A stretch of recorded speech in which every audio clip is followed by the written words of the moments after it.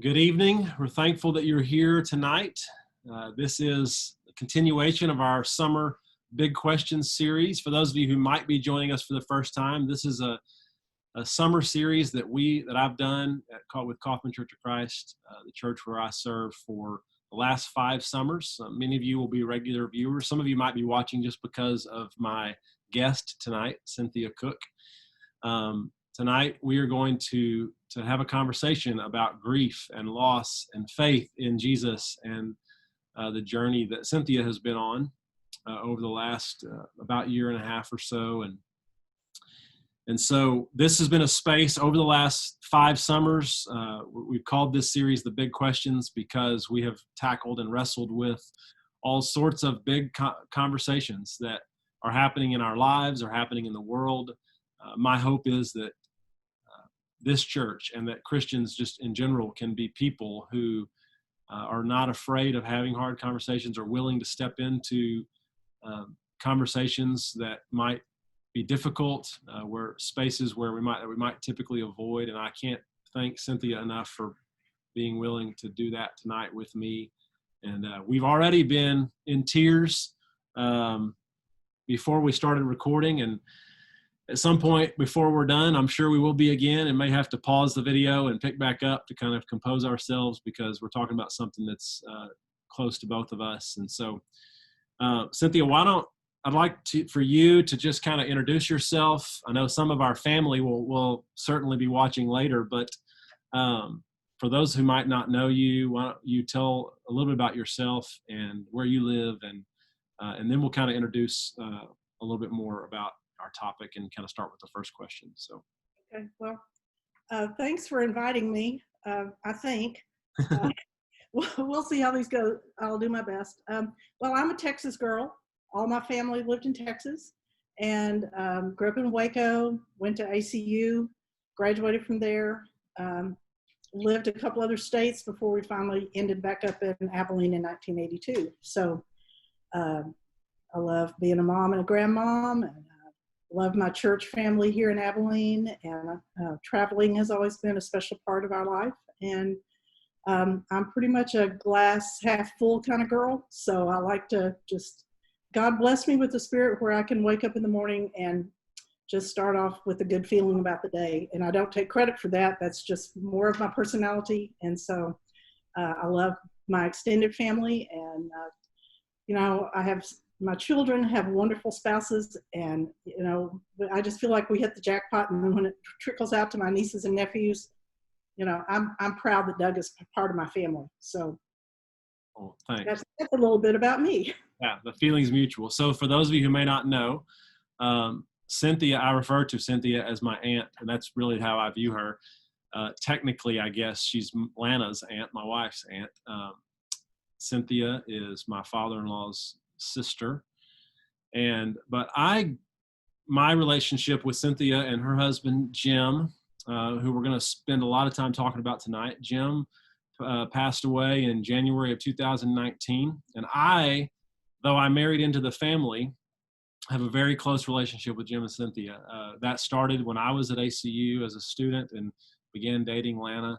But then I went back to college to get a master's degree, and during the years, ACU gives you 7 years to finish. I guess maybe most schools do. I don't know how that works, but they give you a long time to finish a degree when you're doing it long distance like I was. So I took about all the time that they allowed, because I would take off a semester when we had a child or something like that to make sure that family stuff still continued to go on. And but during the years I was traveling back and forth from home to Abilene, I stayed every time that I went to Abilene at Jim and Cynthia's house. And so my relationship with them really took off, I think, during those years. And I lost count of how many great conversations that I've had with them in their living room, sitting about in the same same spot where Cynthia is sitting right now. Yep. Lots of late nights and lots of Mexican food and Bluebell ice cream and back porch conversations. And both Cynthia and Jim have shaped my life in many, many ways that I can articulate, in ways that I'm sure I don't even know, and have become very, very dear friends of mine, and in addition to being family. So I knew that I wanted to talk tonight about this topic. And last week, you might have caught the conversation that I had with Cheryl Johnson. And as I was thinking about this summer, I knew that I wanted to ask both Cheryl and Cynthia if they would be willing to have this conversation with me. And I'm so grateful that they both agreed to do that. And so I decided to have them as separate conversations. Originally, I thought maybe it would be the same conversation, but I think it's going to be good to do it in this way because it'll allow for people to hear both of their stories in a more full way. So we're going to start. And as I said, I'm sure we're going to both be emotional on a number of occasions before this is over because we have a deep love for Jim and for the Lord. And so we'll start. And if we need to pause, we'll do that. Okay, Cynthia? Okay. All right. So I want to start because I know a lot about Jim, and I have the great fortune of being able to spend time with him and be close to him. But tell us a little bit about Jim. I've realized that I've asked you to do something basically impossible by doing this in a few minutes, but I just want people to know him as much as they can get a sense of that, so that they'll have maybe a little greater appreciation for what we're going to talk about as well later on in our conversation. So. Okay. Well, before I start talking about Jim, let me just give an umbrella statement for me, which is, this is my story of grief, and everybody's story is unique. There are similarities, of course, and I'm sure most of you have heard about the stages of grief and all these different things you experience. But my experience is grief is not linear. You don't do stage 1, wrap that up, go to stage 2, wrap that up. It's circular, and it is constantly changing, and it is your constant companion. So something I say may not resonate with some of you, and that is okay, because like I said, everyone's grief is their unique story. That's good. With that being said, my favorite thing to talk about, of course, is Jim. So, and I mentioned I was a Texas girl, and in my junior year at ACU, I worked in the campus center for a little bit in midday, and I saw everybody at school walking around, and all of a sudden I saw this guy walk by, and I thought, I don't think I've ever seen him before, and wow, isn't he cute? In my head, I said that. So, days passed or something, I saw him again, and one day I saw him talking to, Larry Henderson. I saw Jim talking to Larry. So next opportunity, I talked to Larry, and I said, hey, I saw you talking to this guy. Who is he? Because I don't think I've ever seen him on campus before. And he said, oh, his name is Jim Cooke. He's a transfer student. He lives down the hall from me. He's from California, and he seems like a really nice guy. So then I had a name. His name was Jim Cooke. Well, and I have great stories, which I won't, I could tell you later, Doug, but to make a long story short, I went out of my way to meet Jim. And in our first conversation, we realized that his parents and my mom had been at ACU at the same time. They graduated a year before she did. And our moms were in the same social club together. So our moms knew each other. I mean, what are the odds kind of deal. So we just started, I think we had lunch together in the Bean a couple of times, and we just started spending time together and, talking. And our first date, if you will, was a Wednesday night on campus. They had some big speaker come to speak that night. So our first date was to walk across campus to Moody Coliseum, listen to this speaker, and then walk back to the dorm. But anyway, our relationship started out kind of slow, and the thing I treasured ultimately was it was more of a friendship. Although he was really cute. So anyway. When she says he was from California, like describe his look at that point in his life too. Oh, well, he wore Levi's. But he had these suede cowboy boots with a little braided leather kind of anklet thing around the boots, where I'd never seen any Texas boys wear boots like that. And he did have longer hair, and he had dimples. He had a mustache. He was really cute. So, but by about Christmas time, and when we came back from Christmas break and kind of were together, that's when my heart really knew some important things. I mean, by then I thought, okay, there's something special here with this guy. Hmm. And so we did, I graduated in May of 72. We got married that July. He had student teaching to do, so we ended up having to go back, we lived in Abilene the first year of our marriage. And unlike what I thought it might be, I have friends, there's a lot of people around. I didn't want to be with anybody. I just wanted to be with Jim in our little alley house, on East North 15th. And he finished his student teaching, and then we stayed in Abilene for the rest of the school year, because I was taking some classes that spring. And he decided he wanted to go to grad school, and he looked all around the country, and he picked the University of Oregon in Eugene, Oregon, that he wanted to go. So, back then it was like you have to write and ask them to mail you a catalog, and then they write and they send you the applications, and you have to type them up and you send it back. I mean, it was a very lengthy process. Yeah. But, and he had promised my dad he would never take me back to live in California. Well, Dad wasn't specific enough. He hadn't ruled out other states. So we moved. He had a Datsun. I had a Mustang. We sold both of our cars, and we bought, wait for it, a Volkswagen bus. We loaded all of our possessions into our Volkswagen bus. I made curtains. I put a sign on the back that said Oregon or bust. And we started an adventure. And life has been an adventure with Jim. Yep. We stayed there. He enrolled in school. I got a job at the university there. We only had the one car now, but we took our bikes. And so we would ride our bikes to school, to the university every day when it wasn't raining, which was actually a lot of the year. But he got into that program, and after 2 quarters, they were on the quarter system back then, he decided this really isn't what I need to be doing. This isn't going to get me where I think I want to go. But we were having such a great time. We stayed in Oregon another 1.5 years just because we wanted to be in that beautiful environment in the Northwest. And we'd made dear friends at church who were both native Eugenians. And so we had these friends, Ken and Kay, but then we had their siblings and their parents. So we had a nice kind of family feel community, plus a great church that we did a lot of work with. And Jim and I volunteered in the youth program because we had a Volkswagen bus and you could take a lot of people with you. So it was transportation. Yeah. And we taught elementary stuff on Sunday night, like Bible hour. And we just jumped in, and really that was our first experience being in a smaller church where you have a lot of opportunities for service and stuff.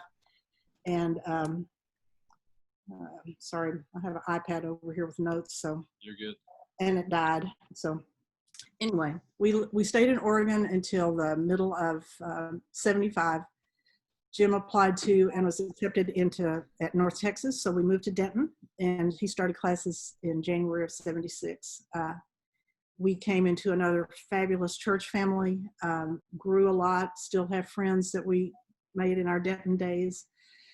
And he changed from being a social science kind of history, geography major to an industrial technology major. And so when he finished, he had a master's and a teaching certificate for Texas in, back then I think they called it industrial arts. And so he started teaching middle school, and I was working at North Texas, and I did a master's in higher ed while I was there. And he taught middle school for 4 years and commuted back to down to Bedford Junior High. And then he was getting a little weary of the commute, and he was getting a little weary of middle school because it takes a special person to teach middle school kids. Can you imagine 14-year-olds and power tools? Wrap your mind around that. But, and so we heard about a 1-year job, a 1-year appointment at Western State College in Gunnison, Colorado, because one of their faculty members was going on sabbatical. And so they just needed somebody for a year. So what does any young married couple, we had a baby by then, with a 5-month-old baby, a home they own, or a mortgage rather, what do you do except go, sure, let's go to Colorado. We took a 60% pay cut, rented our house to some friends at church, loaded a U-Haul van this time, and drove to Colorado and lived there for a year. He taught at Western State, which is close to Monarch and Crested Butte. Yep. And they didn't sell it in the bookstore, but at a store downtown, we saw a shirt that says, ski Western State and get a degree in your spare time. So there were a lot of students there that were more interested in the skiing than in school, but nonetheless, Jim had a good year. And during that spring semester, Dr. Williamson, who was his major professor at UNT and was also an elder at our church there, called Jim and said, ACU has reached out to me and they're looking for a faculty member, and they asked me if I had any suggestions or any people I would, have them contact. And he said, I told them that they need to contact Jim Cooke. And so, long story short, the application, the interview, So by this fall semester of '82, we had moved to Abilene. Jennifer was a year and a half, and Jim started his 36-year teaching tenure at ACU. And I'm going to have to change something on my iPad because it's just, so that's kind of our linear life story. We've been in Abilene ever since then. The one other hiccup in that kind of pretty calm trajectory was at about age 40, the provost came to Jim and he said, now, Jim, remember when I hired you and you had a master's degree and we talked about the fact that you needed to get a PhD? He said, well, it's time now. You need to. So at age 40, Jim started a PhD. We looked at lots of programs, and he decided UNT would be the most practical, but also it was a degree he was interested in. And so for 2 years, now we have 3 kids and a mortgage and all that kind of stuff. And Jim leaves every Monday, comes back every Thursday night, another significant pay cut.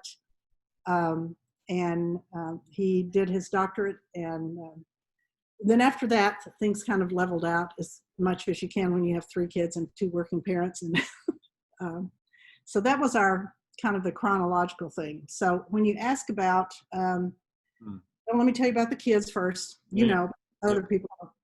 So our Jennifer was born in '81. She graduated from ACU in 2003, had classes with Doug because she was also a youth and family ministry major. Yep. And has been in ministry positions ever since. Started out in Sugar Land at First Colony, and then 2007 moved to Atlanta, Georgia area to work with North Point Ministries, and has had 3 or 4 different responsibilities with church, but was drawn to ministry at a time when girls were never encouraged to be in ministry. And she felt strong enough about her calling to pursue that. And she married David in 2012, and we now have 6-year-old Maddie, 4-year-old Brooklyn, almost 2-year-old David, my cute Georgia grandkids. Yep. And then our daughter Emily, who graduated from ACU in '06, and was married to Jacob. She was an education major, so she was a great, great teacher and taught for 6 years, and then had Ella. And now she has Ella, who's 8, and Jack is 5, and Witten is 3. And then her husband is an occupational therapist, Jacob. And then our son, Jonathan, who he finished ACU. He had a long journey in college, including other states than Texas, but he's married to Emily, my second Emily in my family, and they've been married almost 4 years, and they are here, and that has made a big difference in my grief journey. Yep. And they have my granddog, Scout. So that's kind of the Cooke family in a quick discussion. Yeah, it's one of the things that one of the things for people who may not know that the extended family is all pretty close. So that's been we get together every year. So we've all missed not getting to do that this year, but I am also grateful. I've been grateful that I saw some pictures, I guess, of you guys together recently, and I was grateful y'all are being able to have those times, even in the middle of COVID time, all that. So anyway, go ahead. Well, I think it would be kind of important now to just talk about Jim's passing, because it was a surprise, for lack of a better word. But so, well, after he retired in May of '18. And so we, it took him a month or so to clean out his office, all that. But we left Texas about the middle of the summer in '18. And we went to Colorado and Wyoming and Idaho and saw friends, and Utah and saw friends, and ended up in Northern California, where his sister has a house in the mountains. And we spent 3 weeks with Kathy and Mike, and came home, went to our family camping trip we do every fall. Flew back to California for his high school reunion. Drove to Georgia when David was born in October. Saw his sister in North Carolina. Came back to Texas early November. Had Thanksgiving time with our children, kind of the weekend before Thanksgiving, and then the Wednesday of Thanksgiving, we got in our pickup with a little camper on the back and drove to Big Bend National Park with 3 other couples. And the oldest person in that other group, the other 6 people, the next oldest person just turned 40. So we were hanging out with all of our young friends at Big Bend National Park, that hike-in. Jim took his motorcycle. Just had a fabulous time. And I say that to say he retired in May, and then we had just this wonderful, wonderful semester, wonderful, wonderful time together. And that was, that has been a very good blessing because I have so many memories of fun things that we did. And came home and had Christmas with just the Texas kids. And these dates will never go away, but on January the 5th, which was a Saturday, Jim was helping Jonathan down at, Jonathan and his wife have purchased a commercial building on South First in Abilene. And it was, had been used just as a warehouse kind of thing. So it took a lot of work to clean it out, demo everything. So Jim had been down with Jonathan all day on Saturday doing demo work in this old dusty, nasty building. And he came home and had a hard day of work, and you, Doug, know how hard Jim worked. Mm-hmm. Had a lovely evening, and Sunday morning when we woke up, he was so congested he could hardly breathe. I mean, he was just, his head was so congested, and I thought, yeah, breathing all that dirt and stuff down at Jonathan's building, then yeah. So he stayed home from church that day, which was unusual.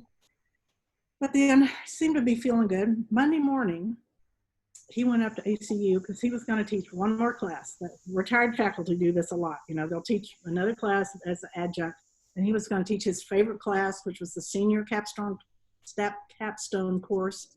He loved teaching that class. So he went up to school for Monday morning, came back, wouldn't quit talking. He was telling me all the stuff he's doing. He was just so excited about teaching this class again.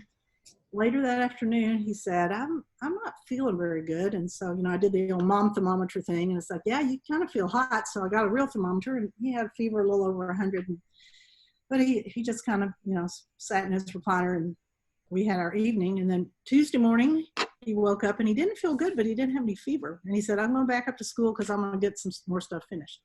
So he came home, and when he came home Tuesday, he had, that fever look on his eyes and everything. His fever was back and he didn't feel well. Wednesday morning, he still had fever. And so I said, we need to go to the doctor because 3 days with fever isn't normal. So let's go check it out. So we went and saw our PA, who we usually see, and did test, and he tested positive for the flu. So this is Wednesday about noon, we get this positive flu test. And one thing I noticed as she was in the exam room and everything is she listened to his lungs. I mean, front, back, more than I've ever seen any physician ever do that. She listened to his lungs. So she said, your lungs are clear. So really nothing you can do for the flu except ride it out. So we went back home, and he felt terrible, and, Tylenol and whatever he could drink to stay, hydrated and everything. Thursday, he was still running fever and was coughing a whole lot. A cough had come, and he was coughing a whole lot. I don't want to be graphic, but it was nasty stuff. He was coughing. It was nasty.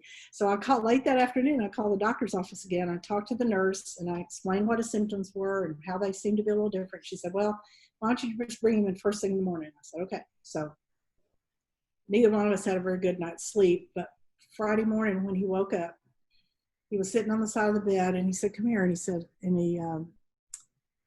said, can you hear this? And when he breathed, I could hear this crackling sound when he breathed. Now I've come to find out that's what pneumonia sounds like.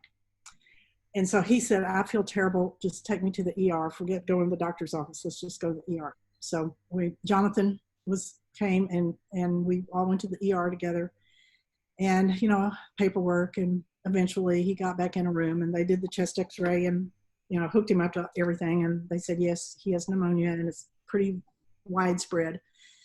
And we're going to put him in ICU. Well, I'd never been to ICU before. I didn't know what ICU was like, but it's like, okay, we'll see what this is like. And the ER doctor, who was a very kind woman, said, and his blood pressure is getting lower. His blood pressure has been dropping, and so we're going to have to pay attention to that. So anyway, we get him situated in ICU, and our family doctor comes over about lunchtime to see him. And so as he's looking in the charts and everything, he said, this is a really bad flu that he has. And he's going to be here for a few days, meaning ICU. He's going to be here for a few days. And I said, okay. And so before I went back in Jim's room, I called Dr. Carpenter, who's head of his department now. And I said, just a little heads up. Jim's in ICU. I'm not sure he'll be ready to go to class on Tuesday night. He may still be in ICU on Tuesday. I'm just giving you a heads up, but I'll keep you posted on what's going to happen. And so they keep monitoring. His blood pressure isn't getting any better. None of the numbers are good, and they're giving him all kinds of drugs. And then the ER doctor came up before she left the hospital, and she said, and another thing, we found a staph infection. He has a staph infection as well. So flu, pneumonia, staph infection. So basically, I was at the hospital thinking, okay, he's really sick, and we're going to have a session here at the ICU. Saturday morning, Emily drove in. Midday, Jennifer flew in. Of course, she had a 3-month-old, so she brings a 3-month-old baby across the country when her dad's in ICU. So talk about friends and the kingdom coming together to take care of her baby while she could be in the hospital. And then they'd bring him back, and she'd nurse him in the parking lot and then come back. It was a lot of moving parts just for the kids to be there, And then sometime Saturday, they said, his kidneys aren't working well at all. So we're going to put in this little temporary port so we can do dialysis. So I thought, good grief, there's really a lot of stuff going on here. But a cardiologist came in and he said, now if he was 80 years old and had chronic health conditions, I'd be saying there's no way he can survive this. But he's younger. He just had his 69th birthday in December. His heart is very strong. He can push through this. He can survive this. So that's, obviously that's the message that I heard. So, I have to back up because I forgot an important point. The ICU nurses come in every hour. And so there was this one really kind nurse, and about 2:00, she said to Jim, she said, if your breathing doesn't get any better, the doctor's going to probably put you on a ventilator. So 3:00, she came back. She said it again.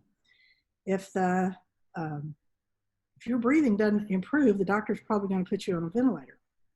And so, at this point in his illness, he's not chatty or anything. I mean, he can still answer questions, and, we talked a bit, but the 4:00, she came in and she said, if your breathing doesn't get any better, you're probably going to be on a ventilator. And Jim said, let's just go ahead and do it. He was struggling so much to breathe. So first Kleenex. That's all right. Go for it. So we had a very short conversation because you have to be sedated to be on a ventilator. And so I knew that was, I wouldn't be talking to him for a while. So, just stuff. Yep. Hey, there, you're going to get better. I love you. Things like that. And he said, I love you.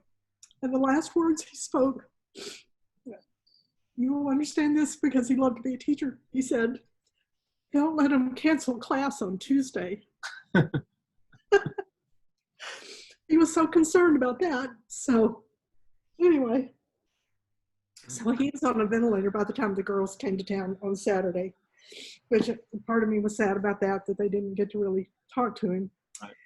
But, the numbers were kind of stable, but they weren't good, but they were kind of stable. And so there was every monitor beeping, every bag of this, every bag of that, nurses coming in all the time. He was obviously being well taken care of.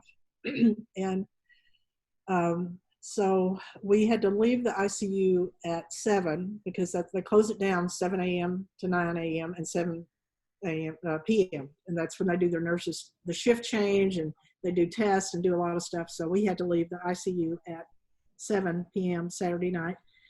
So I was with the kids, and we went and got something to eat and came home. And, our plan was then to be back at the hospital at 9 o'clock when we could get back in the ICU. We weren't going to spend the night there because, he was sedated. So went to bed.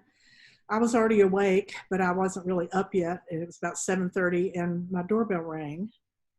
And, 7:30 on Sunday morning, you're kind of wondering what that's all about. So I put my robe on, and I come around the corner, and I look at my front door where I have a window, and I saw Chad Ezel, our doctor, standing in my front porch.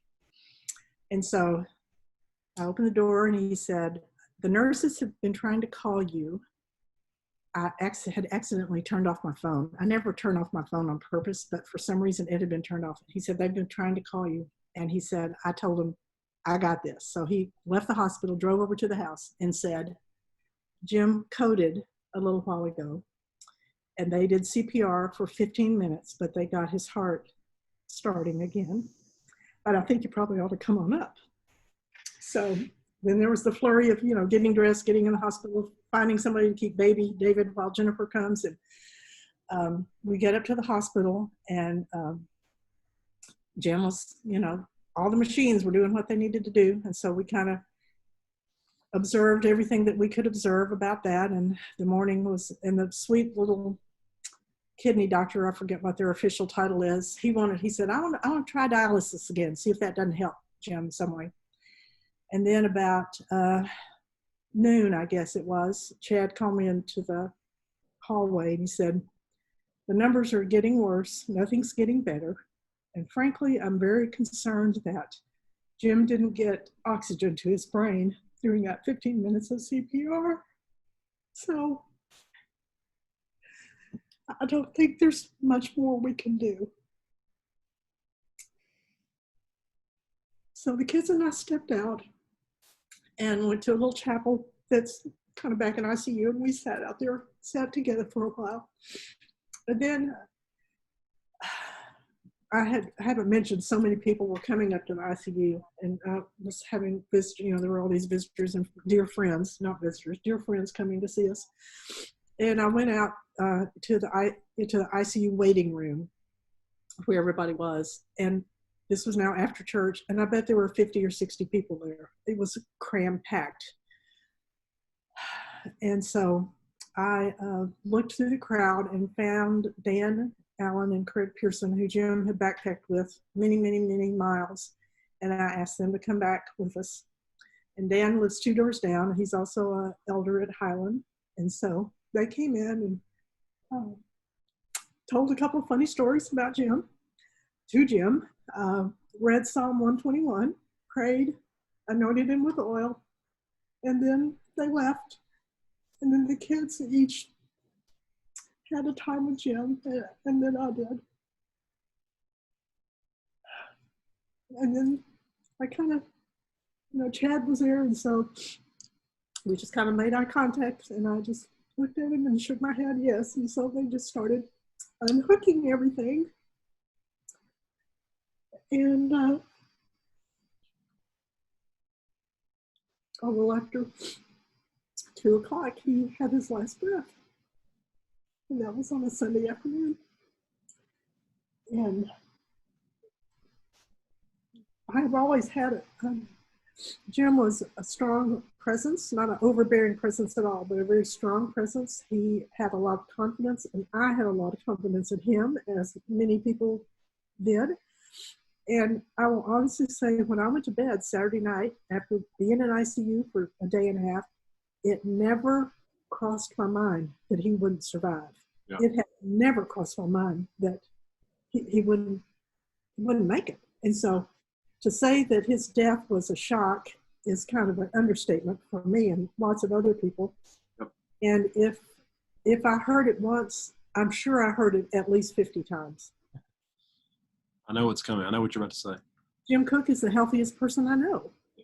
I mean, I heard that so many times. And so this grief journey started shock. Was that January 13th?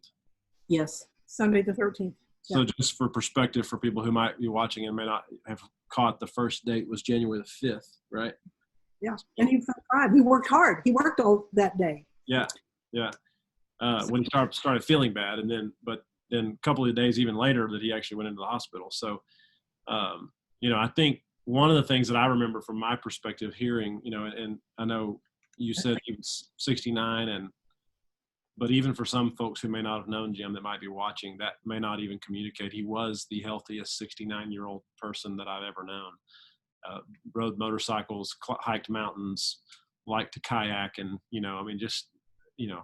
his life was a very adventurous life, and so he did all kinds of fun things like that. And so I think all of us were shocked. All of us were shocked with how quickly all of those events unfolded, and with very little time, honestly, to process even kind of what was happening. You're like kind of, you're just, when I first got the news he was not feeling, or maybe had been running fever and was going to the ER, went to the ER, I was like, okay, well, he'll get the help he needs and then he'll be okay, and so. We'll see it in March like we planned to, yeah. So, yeah. Anyway, so that I think that probably, I think it's an important piece to the things that you shared. It's just that the window of time where all of that took place was very, very short. And again, I had no idea that he might not survive this. That never crossed my mind. So, but let's see, few more things about Jim. He loved Jim. Doug mentioned this. He loved to backpack, and when we were in Denton before we had kids, there was a group that formed a backpacking organization called Summer Summits, and Jim was a part of that organization for at least 15 years and would go to Colorado, the Wyoming Wilderness, and be there for 4 to 6 weeks every summer, leading kids into the wilderness, giving them experiences that are very rare. Most people don't get into a wilderness area very often. And he loved, taking kids and doing things like that. He loved to play, frankly. And so, he was on the church softball team, and, they'd play Frisbee golf. They'd have Frisbee golf tournaments, and he would, any chance to be outside doing something was his preference. But he was also a hard worker. I've mentioned that. And so he loved to help people. If somebody was moving, he was the first one to pull up with the pickup and the trailer behind it and start loading stuff, or helping people load their U-Hauls. And,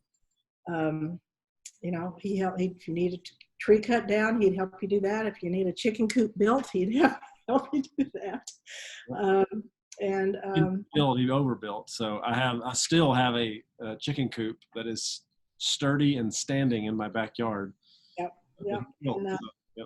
But one of Jim's philosophies, and we call them Jimisms in our family, was he said, you never really get to know somebody until you've worked with them, until you've broken bread with them. And good. So if he could work with somebody, he could figure out pretty quick if this would be the person he would be drawn to, for a friendship or whatever, based on just how they work together. But I still maintain that my friendship with Jim, my relationship went to another level when we were having a family gathering in Abilene. I think it might have been an ACU gathering that we all happened to be in town for. Christmas. I think it was a Christmas gathering. It was a Christmas gathering? We were building Jim and Cynthia's shop out behind their house that, had, metal beams that had been delivered, and instead of having somebody else, put them up, Jim was like, "Oh, we can do this," So had the concrete slab, and he had the whole family involved in raising this barn, the beams for this barn. And I don't know if I volunteered or maybe I was one of the younger guys at that point or what, but somehow I ended up on the top holding a beam steel that was attached to this, large strap that was being lowered into place and dangled up there for an hour or so. And I think I got some credibility with Jim in Jim's book after that day. So that was good. That shop, it was a Mueller, and it's 30 by 50. So it's, it's a big shop. And yeah, when I say shop, I'm not talking about just a little shed. No, not. It's 14. The roll-up doors are 14 feet. So the peak is probably 16 feet. So Doug was up in the air I, for that one. I wouldn't want to do that today. So that was the. Jim probably would, but Yeah. he was weird that way. But Yeah. but some other things about him, he really loved getting people together and having people focused, and fellowship. So, for instance, he started our fall family camp out. It was his idea. We started doing it. We're still doing it 23 years later. He started a spring picnic that we would do at the church on Sunday, but we stayed there. We brought grills. Kids brought their bikes and their kites, and we'd have softball games, and the basketball courts were up, and we would stay. You could go to a city park and do all this, but Jim said, if you go somewhere, you're going to lose people. So he said, well, stay here. We'll do it, and everybody can participate. We have a neighborhood 4th of July parade. We live on a dead-end street. It has about 13 houses, and we've been doing that over 20 years. And he just thought, get people together, have them spend time together doing something fun. That's the way you build relationships. And so our neighborhood, I truly believe our neighborhood is as close as it is because Jim started that parade over 20 years ago, and that's the highlight. And, our kids were teenagers when that started, and some of our, like Dan, our friend, he has kids our kids' age, and they bring their grandkids to the parade. I mean, it is just part of the DNA of Hillview Road. And Funny. that, just to say that he really valued people having an opportunity to spend time together in a unstructured and a fun, relaxed kind of way. Yep. And so that was a big part of who he was and what he did. I told you he's a teacher, and he could explain things that made sense to me, at least. I mean, first time I saw this in action, first time it impacted me, it was summer school. We weren't even engaged yet, but some friend of his had brought a ski boat to Abilene. And so it's like, hey, let's go water skiing. Well, I'd never been water skiing. But I said, okay, let's go water skiing. And before, I tried it, he explained to me, okay, this is the way it's going to pull you. You need to lean back like this. This is why you need to keep your knees real loose and all this kind of stuff. He just explained it in a way that I could understand. So they start up the boat. I got up first thing. I skied the first time I ever put skis on my feet. It's like, and that was because Jim, being a teacher, could explain it to me. Yep. And as years went on, he helped me learn how to snow ski, taught our kids all those great things as well. And it did get to a point where he would, there'd be one little job to do, and one of the children would say, Papa, could you help me do this? And before you could do it, though, you had to understand how you were doing it and probably draw up plans. And then, when you really didn't care about when machinery went from being belt driven to where each machine had its own motor, but you might have learned a little bit of history about something before you could cut your first board. But, well, he did get a few eye rolls at times from his kids. But in the process, everybody learned your kids and extended family and lots of other people learned a lot. He taught, Drew, my son, knows how to ride a motorcycle because Jim taught him. So, Yep. I think there's been a lot of those cool stories that have evolved, emerged just because he was a teacher. So that's cool. Yeah. And, he loved his students at ACU and did service projects with them, and really engaged as much as he loved it when we had students over for dinner and all of that. And this was really touched me. Even though he was retired, he was helping one senior girl with her senior research project. And she'd come over to our house during the Christmas holidays, and they were kind of finalizing some of the next steps for her research. And when he died Sunday night, she was the first person that brought food. She brought me a pot of soup.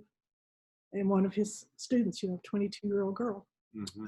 So I think he had a big impact on many of his students with his caring as a teacher. Well, let me ask this. What I hope is for those who are watching, and I told Cynthia I wanted her to take as long as she needed to take, because especially those of you who are watching from Kaufman Church of Christ, you don't need to know Jim, and I'm still thinking of stories that we don't have time to tell, that you only get, right? You said you mentioned, Cynthia, at the beginning, everybody's story is unique and their journey is unique, and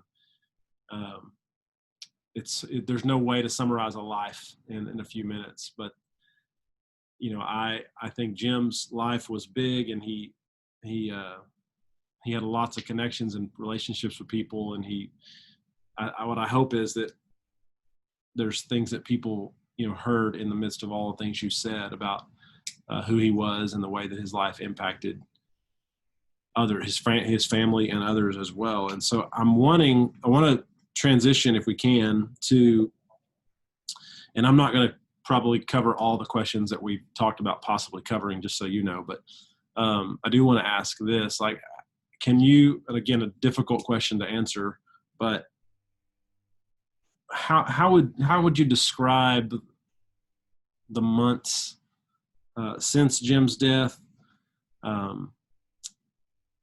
What have they been like? What things have been difficult about them, and maybe even some things that along the way that have been helpful that others have done. Things you've learned. You can kind of combine those two things. But I'm just wanting to get, anytime somebody loses someone, there's a loss. And I think, but that piece is unique, but also the void that's left because of their life is unique, and so I'm curious just to get you to describe a little bit about, again, I know there's no way to say everything, but describe a little bit about the months since losing Jim. Well, every day was different. Some days I might not want to get out of bed. Some days I didn't get out of my pajamas. Some days I go to bed at night and go, did I remember to brush my teeth today? No, I don't think so. But, you just do the best you can. And a big part of my support, my children have been a big part of my support. And Jonathan and his wife, Emily, started coming over kind of after, we had so many people bring, lovely meals to us and everything. And when that kind of, at some point you have to say, stop, don't, shut the meal train, let's move on. But Jonathan and Emily started coming to my house every evening, and they would bring groceries and cook dinner and clean up. And all I had to do was walk to the table and eat. And, that's all I had to do. So and many of the things around here that, around my house that needed to be done, Jonathan has stepped up and is doing all that. So I have that unique gift of adult children that are willing and capable to help me through all of this. Just struggling with what the future is going to be, because we didn't have like dates that we were going to do things, but we had many things that we hoped to do, and so now that picture's gone, and that's kind of a heartbreak, not knowing what you're supposed to do. But you learn to do the have-tos. You have to, if you have a will, you have to go to an attorney. You have to go to probate court. You have to. So you figure out. Sometimes maybe you're not figuring it out. You're just going through the motions. But you figure out what you have to do, and you struggle through all of that. And even though, in many ways, I'm kind of an independent person. And I've never been afraid to be alone. I haven't been afraid at all since Jim died. I don't worry about anything, so I'm not afraid to be alone. But loneliness is different, and not having somebody to talk to, or we would have rousing discussions about current events. We would have discussions about faith issues. We would have a lot of things that we would talk about, and not having that, and I miss not holding hands, and I miss not dancing around the shop, and just, life with the person you love. Yep. And that will never be replaced, I'm sure. That doesn't mean I won't, I'm a glass half full kind of girl, so I can be around you and you can think, hey, she seems like she's doing pretty good. She seems pretty happy. And in those times, because I'm also an extrovert and being around people is how I recharge my batteries, that probably, on the outside, it probably seems like I'm doing pretty well. And I guess on the outside I am. Inside still hurts. But I would say some of the things that have been important to me is, people that have, asked me for Sunday lunch. And of course, there's pre-COVID and there's Right. COVID. So all of these examples are pretty much pre-COVID. But I did, I would spend time if I was invited by people, although it's very hard to be a single person around a lot of couples. Even couples that love you and tell you they love you. And but they love Jim too. So Yeah. we have a history together, and I don't want to just, shut that door, Right. since we have a history together. But, and frankly, since, we did love to travel the first few months before COVID, I traveled a lot. I would drive to Belton, that's only 3 hours away. I flew to Georgia like 3 times in the first year. Drove to Georgia once with Emily and her kids. I went to San Diego to see Jim's sister. Flew to San Francisco to see Steve, his best friend, Steve and Ellen, and Jim's great niece was married last August in North Carolina. So I went to North Carolina with with his siblings and all of his nieces and nephews. And so traveling has been helpful to me, just to be with people that love me and know me and love Jim. And so that has kind of come to a screeching halt. And I did have plans for some travel this summer, which hopefully I'll do next summer. But, Yeah. And, people have given me grief books, and some of them I have read and enjoyed. And, some of them I'd read up to a certain point, and they would say something, and I'd go, that, no. And one that I really like the writer. She's a really sweet Christian lady, and but she was farther ahead. I probably need to go back and read it in a year or so, but she was farther ahead in her journey. And she said, at 3 years, I finally quit wearing my wedding rings. It's like, well, wait, I'm not ready to hear that, So all these books, all the grief books, and some of them I know that I enjoy. Some of them I go, I don't think I want to read much more of that one. But, you can learn something with everyone that you try to listen to as you read. And there was one that actually David and Diane gave me, and it's called Healing the Heartbreak of Grief. This is the one that spoke to me, to my heart the most. And one of the things, this man, he was a Baptist pastor, he had lost an adult son to cancer. And so, it was a different journey for his family. But one of the things he talked about doing was they had a little ritual or routine. Ritual might sound too crazy, but every Sunday night they would light a candle in memory of their son. And just as a way of remembering. Mm-hmm. So I have done that many Sundays. Of course, I've traveled a lot, and I haven't always been home on Sunday, but when I'm home on Sunday, I frequently do that. And sometimes I do it in the den, but I started doing it more in our bedroom. And when I wake up on Monday, I can still faintly smell the candle. And it just is sweet to my heart. Yeah, so I love that. That was one thing that I got from that book that I put into practice, and it's just been a sweet part of my journey, as simple as that is. I love it. That is beautiful. So, other things that people have done. Well, everybody says the first year, the first birthday, the first anniversary, the first Christmas, these will be hard. And I said, and that has been true. Yes.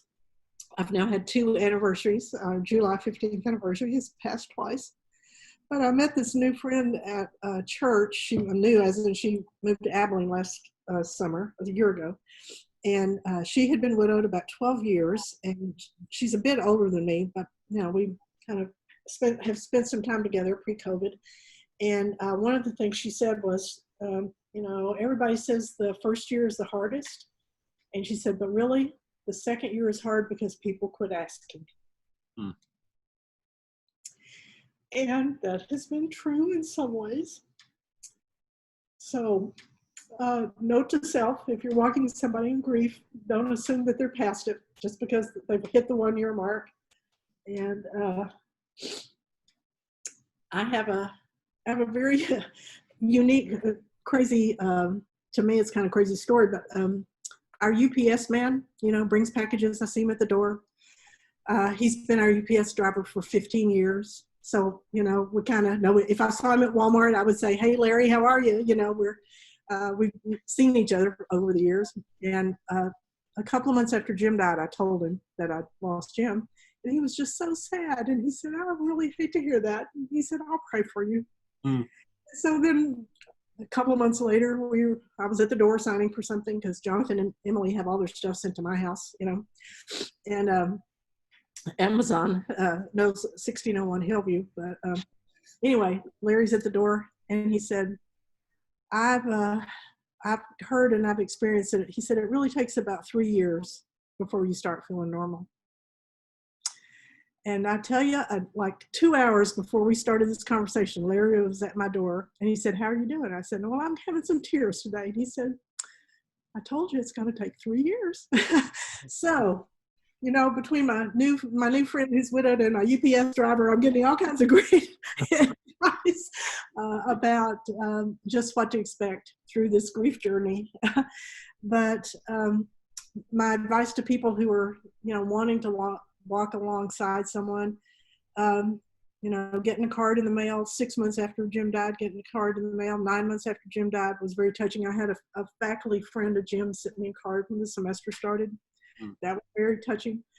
And when people tell me they're praying for me, that does my heart a lot of good. So those are the kinds of things I would recommend, as you're walking alongside someone who's grieving. I've gotten a puppy. Yeah. And she has created Jim. I wanted a puppy a long time ago, and Jim said, "No, we travel too much. It's too much. I don't want to be paying for him to stay in a kennel somewhere. Or it's too much trouble." So it was after the 1 year mark. So in March, I got a puppy, and she kind of has added a necessity of a routine for me because I have to get up in the morning and take her outside, and I have to feed her at certain times, and I have to make sure she goes outside so many times a day. And so if I talk to her, it's, I'm not officially talking to myself, so that is a little more comforting. And just having another living creature in the house with me rather than being alone, especially I think in COVID, has been very helpful to my spirit. And I can, she's growing, but she still kind of fits in my lap some, and so I'll hold her in my lap. And that for me has been helpful to have a pet in the house. And that's good. Another thing that this might be more for one in grief rather than somebody helping someone in grief. I kind of said to myself, and I said to God, I said, I want to be able to say yes if you bring me opportunities. And so last fall, I was reconnecting with some friends in Denton, and they were telling me that they had been down to the border in the summer, and we're going to go back again to take food and clothing and stuff to the refugees that are kind of stranded down at the border. So in November, I packed my bag and they picked me up, and I went to the border and spent 5 days down there. And, generous friends at church had handed me wads of money. And, I went to Sam's and Walmart and bought sweatshirts and tents, and we worked with a feeding program, and we bought groceries, and we cooked, and we handed out food to people we couldn't talk to. I gave clothing to people I couldn't talk to. Before I left, I asked someone, how do I say I'm doing this with the love of Jesus? That's the only thing I wanted them to know. And so that was, a little stretch of my comfort zone because it's such a different culture. And we actually were doing some of it across the border in Mexico, where some of the people were stranded on the Mexican side of the bridge. Yep. And we were planning to go back this spring, but that has been postponed for a while. Yeah.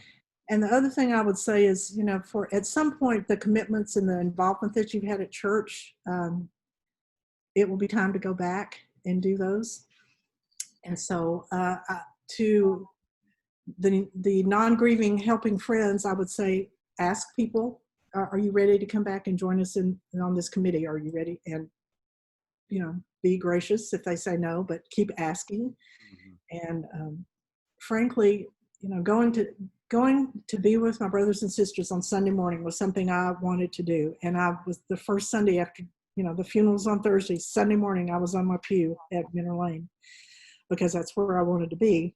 Now, I did cry the entire service, and it was at least 6 months before I quit crying during church. And I finally had one Sunday and was like, whoa, I made it through church without crying. And then the next week I cried. So, it's, but I knew I wanted to be with my church family. And so that was never an issue for me to decide, am I going to do this or not? Now, going to my adult class, different story. I couldn't walk in that room for a long time. And we're having clouds and thunder. If you hear my background noise, it's thunder outside. But and just being in that adult class has been very hard. And but I travel some, and I'd be gone on Sundays. But I'd cry if I was church with Emily in Belton. I'd cry in Georgia with Jennifer. I mean, any opportunity of crying at church. I was a multi-state weeper. And so finally I thought, well, this is silly. I'm not, I'm dreading going to class. I'm not really. So I started volunteering with the kindergarten and first grade class. So that's perfect. So then I had something to do, and with people that were fun, little 6-year-olds. And so encourage, ask somebody if they want to come back, or ask them if they want to do something new, maybe for a change of pace might be important. Tell me when to shut up, Doug. But, I think that I love that, because, I think just what I hear you saying is that people need routine. People, we still value all the same things that you have, but whenever there's something that gets thrown into your life that throws you out of your routine, you do kind of feel like, there's a little, I don't know, anchor is kind of the word. Like you need some kind of anchor points, and like some things that kind of help you have some things you kind of return to. And so I think, I hear you even saying, whether it be the dog or finding new ways to serve at church, or things that you sought out intentionally, going down to the border. They might have all been different, stretched you out of your comfort zone or whatever it might have been, but there was a value in that. So, there's one story that is really the pinnacle of my grief story that I really have to share with everybody. And it's, so Jim died on Sunday, and Monday was just going through the motions. We had to go to the funeral home. We had to make all these decisions. We had to contact people. It was just one of those days. Tuesday, I didn't really have anything, on the to-do list, right, so to speak. So Tuesday morning, I woke up, and, well, let me just preface this by saying I'm not a morning person. It usually takes me some coffee before I make complete sentences very well. So I'm not a wake up bright and, ready to hit the day. I'm kind of a slow waker-upper. But so Tuesday morning, before I even opened my eyes, and I was realizing I was waking up, the word gratitude was in my head. And so I kind of, shook the dust out. It's like, okay, what is this? What? Gratitude. And I woke up that day, and with that event, which I truly believe was the Holy Spirit speaking to me, I said, yes, you have a great loss in your life, but wow, you got to be married to Jim Cooke for 46 years. That's a lot to be grateful for. And so that really framed my grief walk. Yeah. Because you can focus on what you've lost, and that will always be there, but you can also focus on what you had. Yeah. And I'm so grateful for my marriage and 46 years with Jim that I used that, I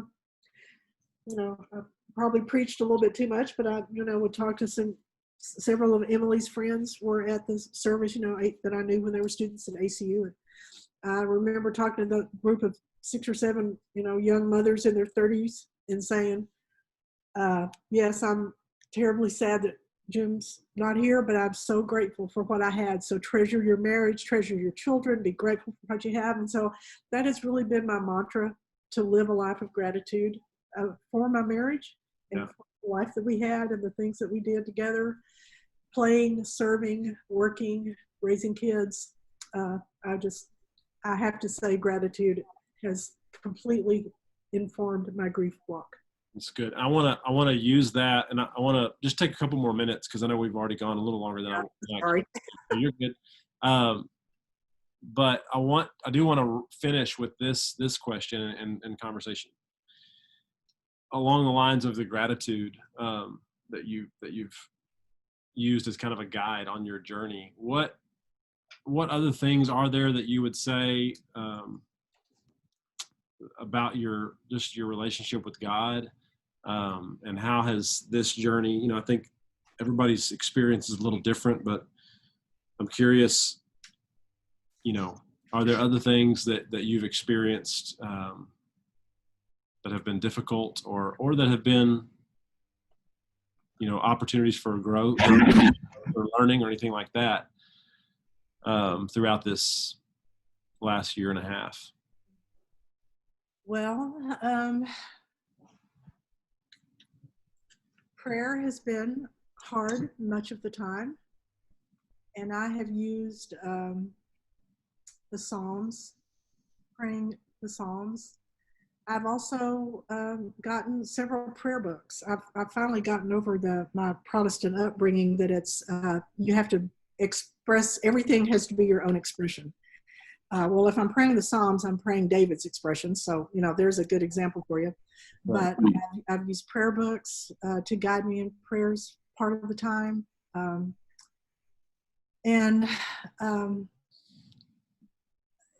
A unique part of grief that I haven't really talked about is the physical part. And for me, I haven't, struggled with a lot of health issues, but I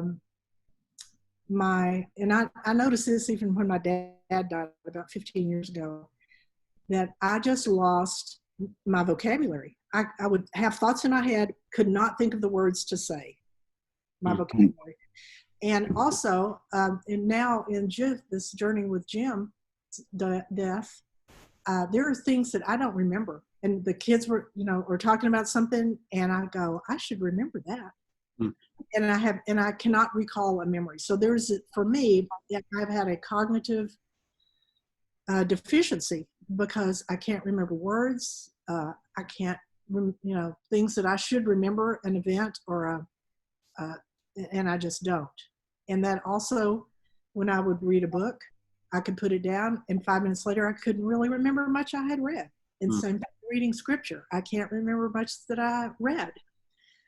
But you have to be gracious to yourself. I know that. You have to be gracious to yourself and say, this is the best I can do today. God's faithful. I'm trying to be faithful. And, death is not the worst thing that can happen to you. I mean, we all long to be with the Lord. And frankly, I never had that period of being mad at God or angry or questioning. It's like, we know our days are numbered. We expect physical death to happen because we are physical people. So I wouldn't say I'm pragmatic. I would not say that, but it didn't cross my mind to question this event because, my ultimate goal is I long to be with Jesus, and death is not the worst thing that can happen.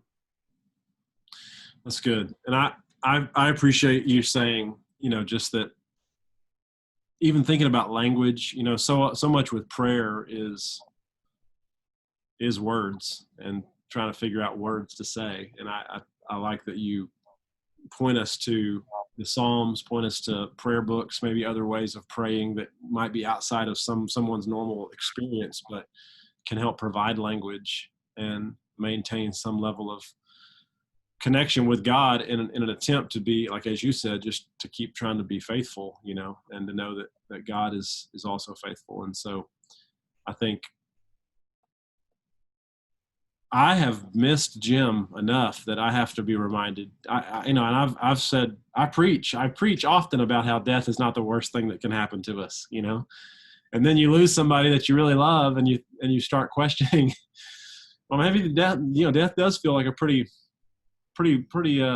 difficult blow to deal with. And so I appreciate being reminded by you that even in the midst of your journey, that you can say that it's not the worst thing that can happen, and reminding me of that and us of that, because we believe that. And I think that is why, makes why we have faith. One of the reasons we have faith is that we know that there are moments like this where God has promised to not leave us or forsake us. And we we prepare our lives for these moments, right? And our lives of faith for these moments where the ground underneath us feels a little bit shaky, and yet we know that God is still here with us in the midst of that. So that's good. Before we started recording, Cynthia and I talked about the fact that one of her favorite quotes is from the old movie Steel Magnolias. That remind me of the quote again? Laughter through tears is my favorite emotion. Yeah. Laughter through tears is my favorite emotion is the line in that movie. And I hope that as you've watched this, that you've gotten a sense of how that's true in Cynthia's life. I love talking to you, Cynthia, and I've always loved having great conversations with you. And what I don't remember if I said at the beginning was that this is the first time that Cynthia's talked this publicly about this journey. And so I appreciate your willingness to do that and to share with me and others who will watch. And I pray that it's been a blessing to those of you who do watch, that maybe there have been some things that you pick up on that have been an encouragement to you. I know that it's been a blessing to me to listen. And I've tried to not comment very much. You at one point told me to tell you when to stop talking. I was really just trying to listen because I wanted to hear all the things you had to say. So I appreciate your willingness to share. And I'd like to just pray before we close, if that's all right. Yeah. Can I end with a couple of phrases from Psalm 121? Absolutely. I lift up my eyes to the mountains. Where does my help come from? My help comes from the Lord, the maker of heaven and earth. And then it ends with, He will watch over you. The Lord will watch over your coming and going, both now and forevermore. Amen. Let's pray. Father, we continue that prayer, and we lift up our eyes to you, knowing that our help does come from you, and we thank you for that. I pray your blessing upon this conversation, that as it goes out to others and others get to hear and listen and sit in and be a part of it, that you'll use the things that have been discussed and shared today to bless and encourage and to spur others on in their journeys, whether it be the loss of someone that they love, or they're walking with someone who has lost someone, or whether it's grieving other losses and valleys in life that we all walk through, that we will remember, God, that you're with us, and that you never leave us or forsake us, and that we can live with a posture of gratitude each day, knowing that you are faithful and that you are good, and we're thankful to you for that. We pray in Jesus' name. Amen. Yeah. All right. Thank you. Love you. Love you.